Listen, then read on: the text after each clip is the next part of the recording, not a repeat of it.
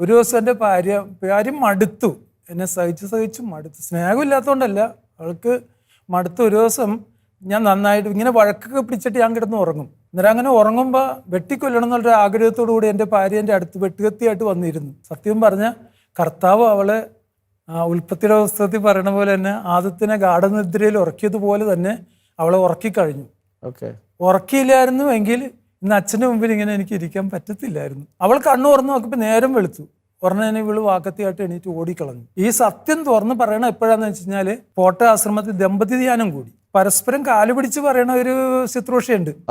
എന്നിട്ട് ഞാൻ ചെയ്തു പോയിട്ടുള്ള ആ വേദനകളെല്ലാം വെച്ച് പൊട്ടി കരഞ്ഞുകൊണ്ട് ഞാൻ ഇങ്ങനെ അവിടെ കാലുപിടിച്ച് പറയുമ്പോൾ ഇവളെന്നെ കൈക്ക് പിടിച്ച് പൊക്കിയിട്ട് പറഞ്ഞ്, ചേട്ടൻ ചെയ്തതല്ല, ഒരിക്കലും ചെയ്യാൻ പറ്റാത്ത ഒരു പ്രവൃത്തി ഞാൻ അന്ന് ചെയ്തു. നമ്മുടെ ജീവിതത്തിൽ ദൈവം അത്ഭുതം പ്രവർത്തിയതാണ്. അന്ന് എന്നെ ഉറക്കിയില്ലായിരുന്നെങ്കിൽ ഞാൻ ചേട്ടനെ കൊല്ലും. പരസ്യമായിട്ട് പറഞ്ഞത് പോട്ടാശ്രമത്തിൽ വെച്ച്.